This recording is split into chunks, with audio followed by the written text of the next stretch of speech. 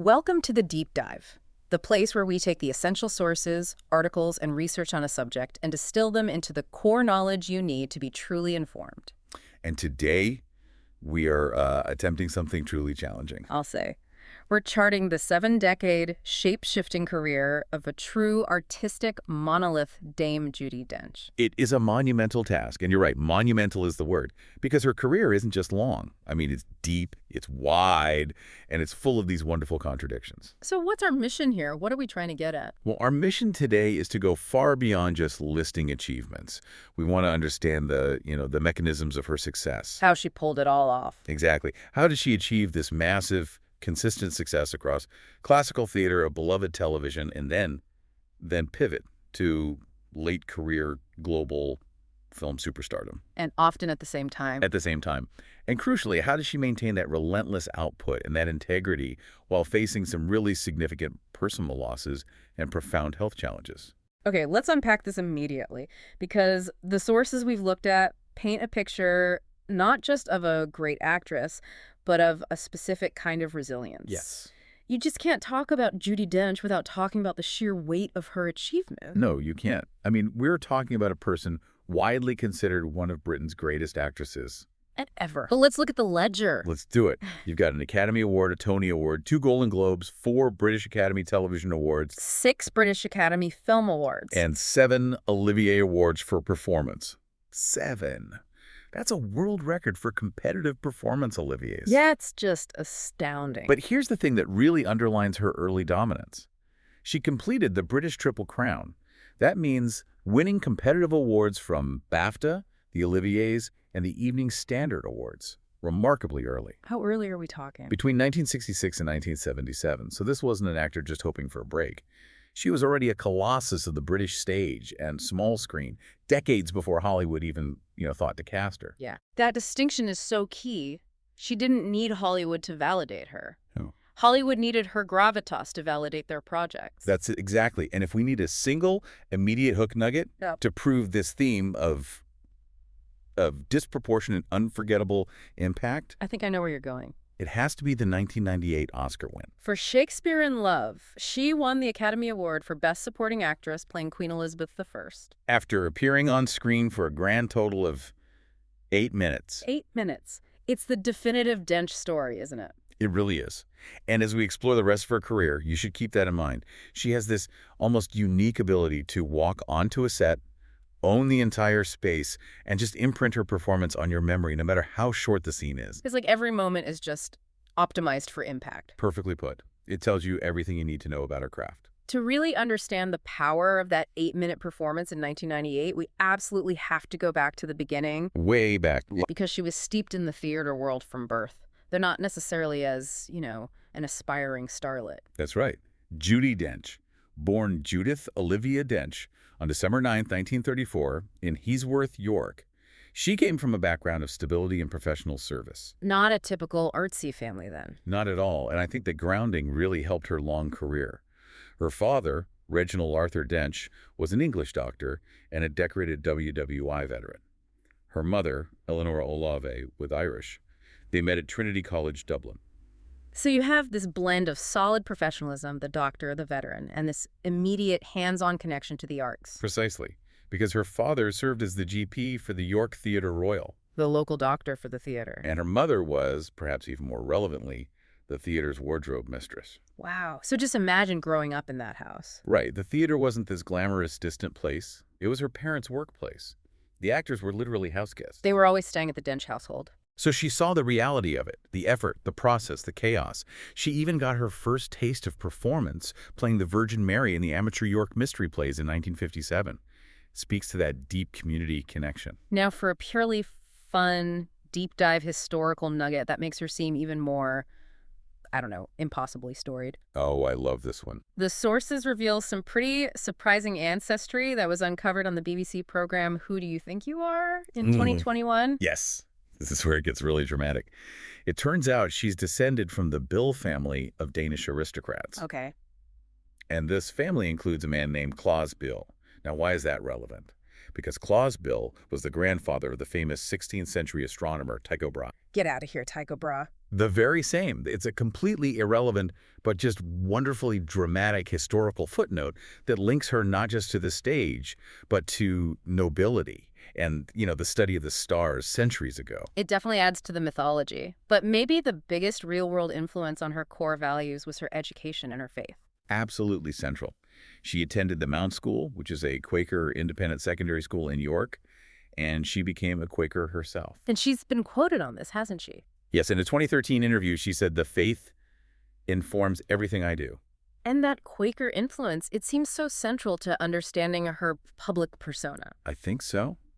Quakerism emphasizes simplicity, truth, community service, that quiet moral center, that insistence on integrity over flash, That seems to be what allows her to take on these vastly different roles. A queen, a villain. and imbue them all with a level of seriousness and honesty. But I wonder, how does someone steeped in that quiet integrity suddenly decide to embrace the life of an actress, which is, often inherently loud and attention-seeking? Well, what's so fascinating is that she didn't, not at first. So what do you mean? She initially trained as a set designer. She was interested in the craft of the theater, the creation of the world, not necessarily standing in the middle of it, So she understood the whole production. which I think informs her respect for every technical aspect of acting. So the pivot, what was the moment? The pivot was intensely personal and based on pure inspiration. She said that seeing Peggy Ashcroft play Cleopatra on stage changed my life. Wow. It was a moment of recognition, realizing the transformative power of performance, and it just channeled her focus entirely. She applied to the Royal Central School of Speech and Drama in London. And she didn't just attend, did she? She dominated. She did. She graduated with immediate acclaim. She was a classmate of Vanessa Redgrave, and she won 4 acting prizes, including the gold medal as outstanding student, So right out of the gate, she was recognized as exceptional. which meant her professional journey began with the best pedigree possible. She made her debut in September 1957 as Ophelia in Hamlet with the Old Vic Company. And the Old Vic at that time was the launching pad for classical actors in Britain. She spent 4 formative seasons there just building this incredible classical resume. Key early Shakespearean roles included Catherine in Henry V in 1958. That was her New York City debut. And Juliet in Romeo and Juliet in 1960. And that was directed by Franco Zeffirelli, right? Who later became a giant of film and opera direction. The very same. She was setting a trajectory toward the highest echelons of classical performance from day one. But the truly impressive part of this early phase is how quickly she branched out. Oh, yeah. By the mid-60s, she was already balancing stage work with significant screen roles. This is critical because most of her generation stayed strictly theatrical for much, much longer. She won the 1966 BAFTA Award for Most Promising Newcomer for 4 in the Morning, and then that same year. The very same year, she clinched the BAFTA for Best Actress for her performance in the intense 4-part TV series, Talking to a Stranger. So this immediate mastery of the British film and TV landscape, in parallel with her stage work, that's what started defining her versatility so early on. It's proof that she possessed that rare quality, the ability to scale her performance up for the stage and then scale it right down for the camera, all while maintaining authenticity. By her early 30s, she was already operating at a level that garnered the highest domestic awards across all 3 mediums. Now, here's where it gets really interesting. In the 1960s, the move to musical theater. Oh, yeah. In 1968, she takes on the role of Sally Bowles in the musical Cabaret. That seems like a complete artistic detour from Ophelia and Juliet. It absolutely was, and according to the sources, it was a terrifying experience for her. She was deeply reluctant to sing in public. I've heard the story about the audition. It's wonderful, isn't it? She was so frightened that she performed the songs from the wings, leaving the pianists alone on stage. She was essentially hiding from the casting directors. Wait, she auditioned while literally hiding from them, and she still got the part. She did, and she drew excellent reviews for that run at the Palace Theater. One critic specifically praised her singing, noting that the title song is projected with great feeling. So what does that tell you about her? It shows this crucial element of her professional makeup, a willingness to accept challenges, even when they trigger profound personal fear if the material demands it. This early period established that the Quaker girl who trained in set design was in fact an absolute theatrical chameleon. That fear, combined with that praise, just perfectly underscores that this versatility wasn't always comfortable, but it was always critically rewarded. And that set the stage for the next 2 decades of her dominance in Britain. Moving into the 70s and 80s, the focus shifts overwhelmingly to the stage. specifically her long tenure with the Royal Shakespeare Company, the RSC. This is where she goes from being a star to becoming a theatrical institution. Absolutely. She spent nearly 2 decades as a core member, and that became the main engine for her critical success. It's where she racked up the majority of her Best Actress awards. She'd already proved her technical skill, but how do you take that raw talent and turn it into the kind of stage authority that defines a generation? That's what the RSC gave her, isn't it? The chance to dig into the most complex roles over and over again. Precisely. This period wasn't about quick hits, it was about immersive study. She took on roles like the Duchess in John Webster's dark and dense tragedy, the Duchess of Malfi in 1971. That's grueling stuff. Complex verse drama, demands immense vocal control, emotional stamina. And she mastered it. But the landmark achievement of this entire era, the one that critics still talk about with reverence, was her Lady Macbeth. Right, in Trevor Nunn's acclaimed 1976 production. Why was this Macbeth so defining? The production itself was revolutionary. It was performed at the Other Place Theatre in Stratford, a tiny, intimate space with a minimalist design, small round stage. So it stripped away all the spectacle? Completely. It forced the audience to focus intensely on the psychological dynamics, particularly the relationship between Macbeth and his wife. That sounds like a pressure cooker for an actor. It was. And Dench delivered a performance that elevated the role from a mere villainess to a study in inner turmoil and raw ambition. The reviews were ecstatic, weren't they? The sources quote them. Michael Billington in The Guardian wrote, "If this is not great acting, I don't know what is." And J.C. Truman, a very respected traditional critic, said he would be astonished if the performance is matched by any in this actress's generation. And that's the role that won her the Sweat Best Actress Award in 1977. It is. We should probably pause on that for a second, because the Sweat Award might sound like an unfamiliar acronym to some. Good point. It's a critical piece of British theatrical history. It is. The Sweat Awards were established by the Society of West End Theatre, and they were the precursors to what we now know as the Olivier Awards. Which were named after Laurence Olivier in 1984. So when she won the Sweat for Lady Macbeth, she was winning the highest theatrical honor available in Britain. It was essentially her first Olivier. That performance cemented her mastery of tragedy, but what makes her so unique is that she immediately pivoted, Right back to comedy. demonstrating what critics called consummate skill as a comic actress.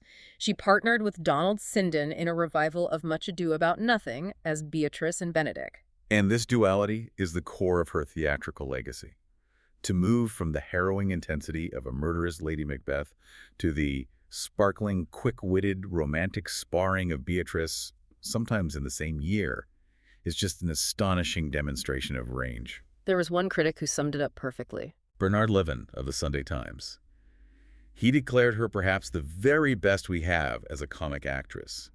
She could handle the heavy verse and the dark emotion of tragedy, but she could equally deliver flawless comic rhythm and timing. It's proof that she was never boxed in, even by her own colossal success. She kept seeking out the opposite extreme, and we also see her start to move into a mentoring role around this time. That's right. She transitions behind the scenes and makes her debut as a director in 1988 with the Renaissance Theatre Company's touring season. And the play she chose to direct. Much Ado About Nothing, of course, Yeah. a piece she clearly adored and understood intimately. And the cast she directed was foundational for the next generation. It was Kenneth Branagh and Emma Thompson. Wow. Directing your peers and directing stars who are rapidly rising, that's a serious responsibility. It shows she was not just performing, but actively influencing the future of the classical stage. She was passing on the knowledge she had amassed over 2 decades at the RSC. But at the same time, she was making herself a household name in a much more intimate and accessible way. Through television. This is where she becomes the national treasure figure we know. Which brings us to A Fine Romance. It aired on ITV from 1981 to 1984. This romantic comedy was incredibly popular, and critically, she starred in it alongside her husband, Michael Williams. And this was a brilliant move. I mean, perhaps unintentional, but it cemented her public identity as accessible and charming. The real-life partnership gave the on-screen chemistry a tangible intimacy that just resonated deeply with the British public. The show won a BAFTA award. It did. And for millions who never set foot in the RSC, this was their Judi Dench, a lovely, slightly exasperated woman navigating life and love. This television success is such a fascinating counterpoint to her rigorous classical life. She later had similar success with The Anti-Nality.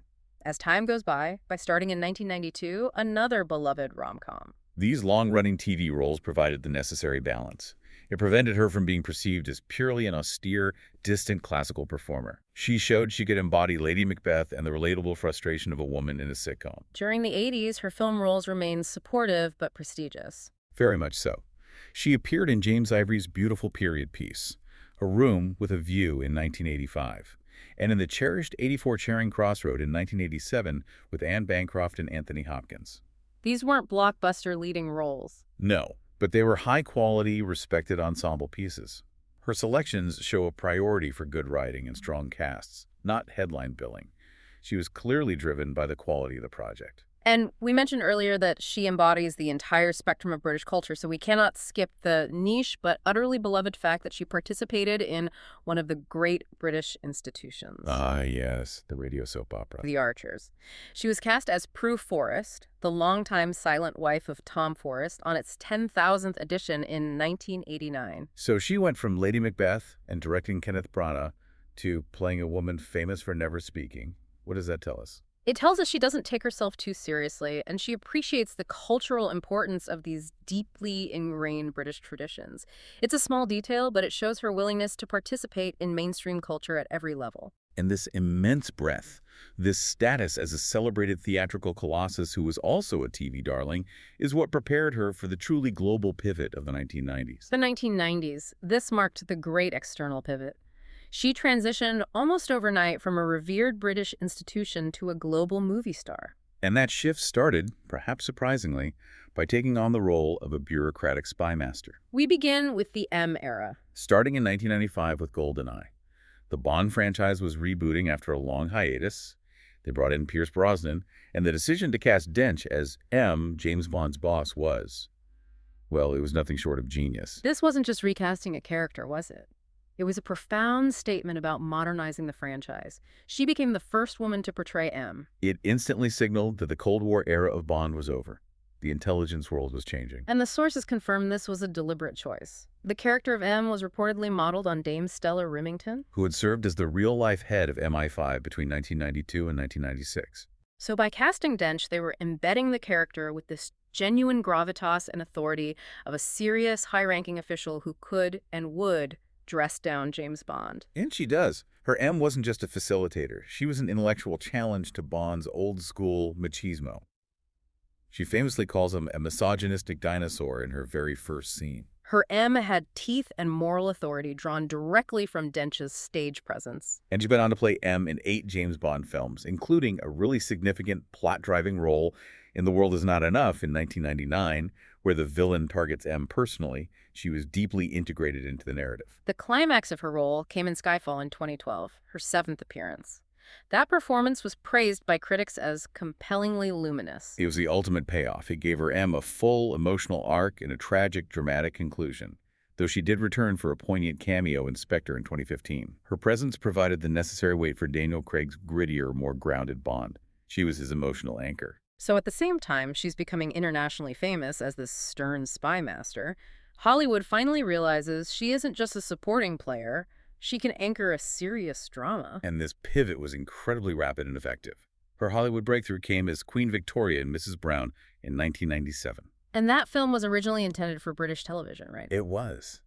But its success, upon release earning over $13 million worldwide, catapulted her into the Oscar conversation. It secured her first Academy Award nomination for Best Actress. She was 63 years old. Imagine that. Achieving your first Oscar nomination as a lead actress in your mid-60s, it's nearly unprecedented. And she had a fantastic, highly quotable anecdote about the film's acquisition. Yes. While accepting a BFI award in 2011, she joked the film launched her career and that she got a fake tattoo of Harvey Weinstein's name on her backside. Which was a joke, to be clear. Yes, a joke about his successful acquisition and distribution of the movie. But that story perfectly illustrates the sudden, powerful acceleration of her visibility in the late 90s. She was finally engaging with the American film industry at its highest level. And then, just 1 year later, comes the second breakthrough that cemented her global status. Shakespeare in Love. Back to the 8-minute win. We have to return to it, but I wonder, was it purely 8 minutes of brilliance? Or was that win also a recognition of the 40 years of unrewarded stage work that preceded it? That is the essential deep dive question. While the performance itself, full of regal authority and wit, was brilliant, it's highly likely the Oscar was partially a cumulative recognition. Hollywood rarely celebrates theater stars adequately until they do something utterly undeniable. The New York Times called her Elizabeth I, one of the film's utmost treats. She was just dominant in those brief moments. And she delivered that legendary, perfectly timed acceptance joke, saying on stage, "I feel for 8 minutes on the screen, I should only get a little bit of him." That witty self-deprecation, combined with her immense authority, is her perfect professional signature. And we should note that she didn't abandon the stage during this film explosion. Not at all. Yeah. She maintained her theatrical roots by winning the Tony Award in 1999 for her Broadway performance in Sir David Hare's Amy's View. Within 3 years, she conquered British film, American film, and Broadway theater. The new millennium, however, brought immense personal tragedy. Her husband, Michael Williams, Her co-star from A Fine Romance, died of lung cancer in January 2001 after 30 years of marriage. This is where that resilience thesis we mentioned really finds its application. She spoke about this time with surprising candor. She took on the filming of the shipping news in Newfoundland almost immediately after the funeral. She credited that relentless work as her rescue. She did. She said, "Grief supplies you with an enormous amount of energy. I needed to use that up." The discipline of the craft became a vital emotional outlet for her. So instead of retreating, she dove deeper into work. And that dedication continued to pay off. It did. She earned her 4th Oscar nomination in just 5 years for portraying the novelist Iris Murdoch in Iris in 2001, sharing the role with Kate Winslet. Her output during the 2000s is just a testament to her eclectic taste. She was providing lovely voice work as Miss Lily in the children's series Angelina Ballerina. The sweet collaboration where her daughter, Fenty Williams, voiced Angelina. But then you have this bizarre juxtaposition. High art followed by, well, utter sci-fi absurdity. You're talking about Riddick. She's playing Lady Bracknell in The Importance of Being Earnest in 2002, one of the most quotable roles in English literature. And then 2 years later, she appears in the sci-fi sequel, The Chronicles of Riddick. The Riddick role is essential to understanding her personality. Vin Diesel specifically wanted to work with her, and writers tailored the character for her. And what did she say about it? The anecdote she shared is classic Dench. She called it tremendous fun, but admitted she had absolutely no idea what was going on in the plot. That is just incredible. She's a great actress, but she also seems to recognize that cinema is, at times, inherently ridiculous, and she can just embrace that fun.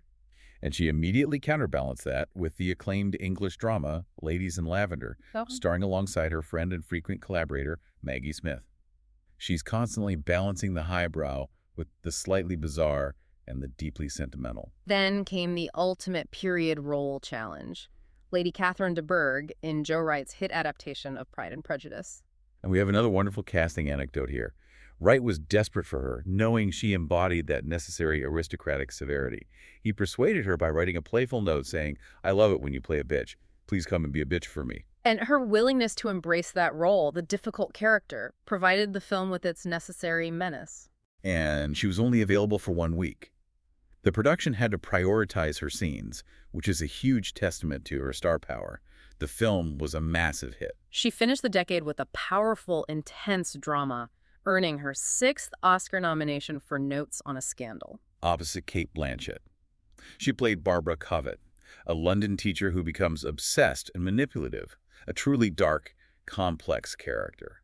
Dench stated that she was thrilled to be asked to play that woman, to try to find a humanity in that dreadful person. And that statement just encapsulates her core objective, doesn't it? Injecting humanity into even the most morally deficient character. It connects right back to the integrity developed during her Quaker-infused theatrical roots. And we should also briefly mention her work anchoring the acclaimed BBC series Cranford in 2007. Again, balancing these intense global film roles with beloved, high-quality, character-driven British television. It's that balance that defines her, always.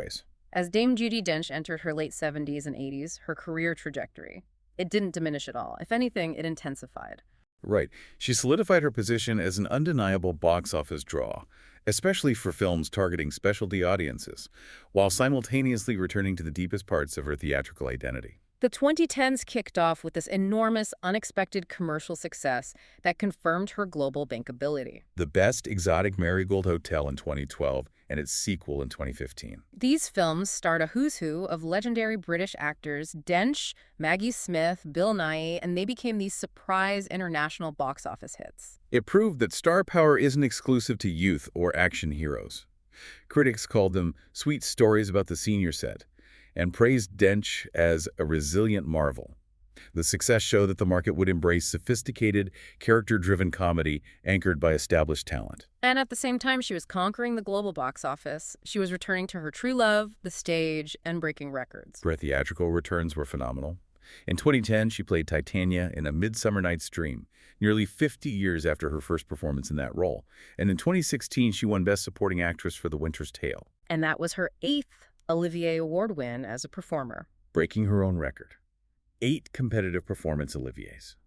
That record emphasizes maybe more than her Oscars, where her primary devotion and technical mastery reside. And that dedication to challenging material continued in film, particularly in her partnership with director Stephen Frears. Which led to her 7th Oscar nomination for the title role in Philomena in 2013. What's so fascinating about the critical reaction to Philomena is how it highlighted a change in her persona.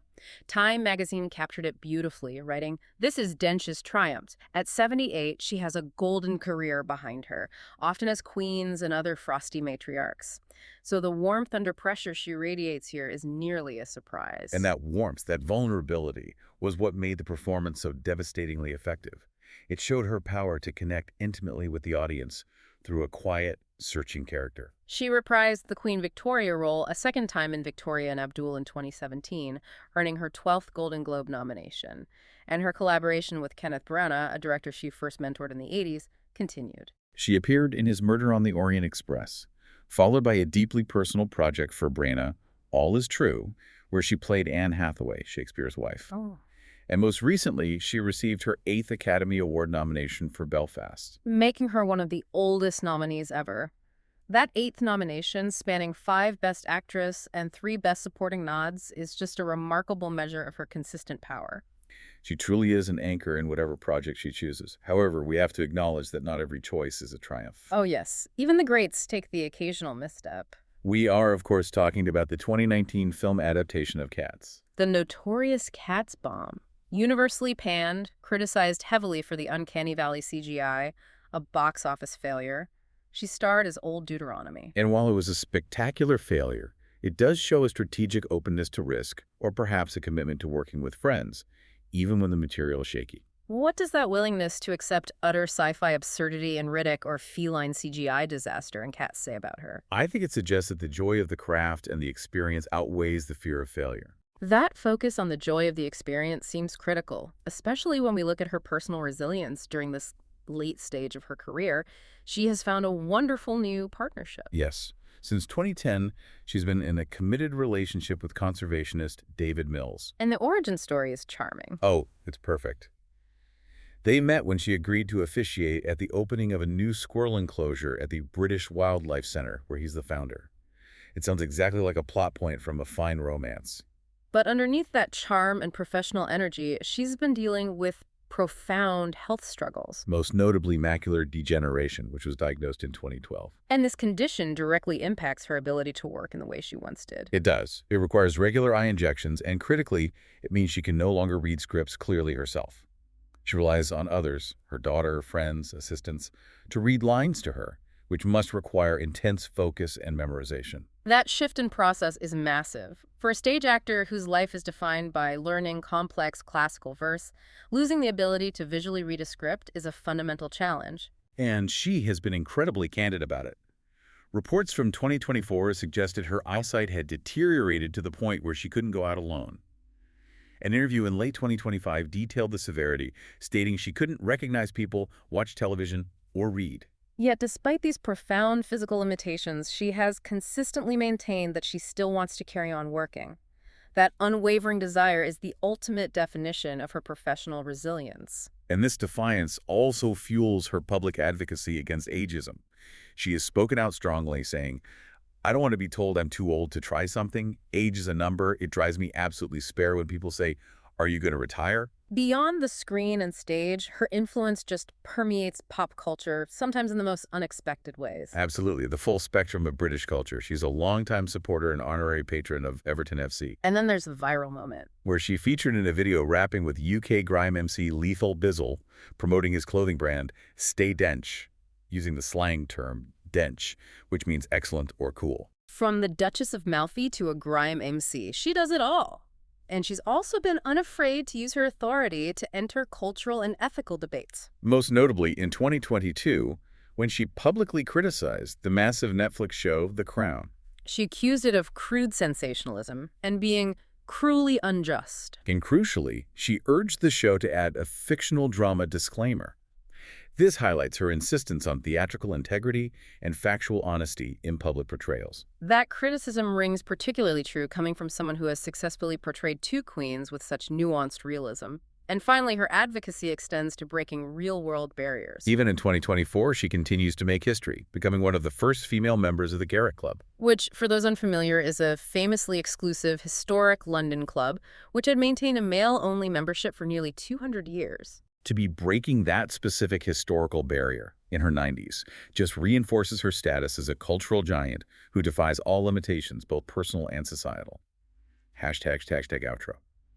So to summarize the long, complex life of Dame Judi Dench, what we really see is a career built on astonishing versatility and constant artistic challenges. She mastered classical Shakespearean tragedy and comedy, became the face of modern espionage as M, and achieved massive late-career film success as a leading lady in dramas like Mrs. Brown and Philomena. And all of this was accomplished while maintaining this profound personal resilience in the face of immense grief and deteriorating health.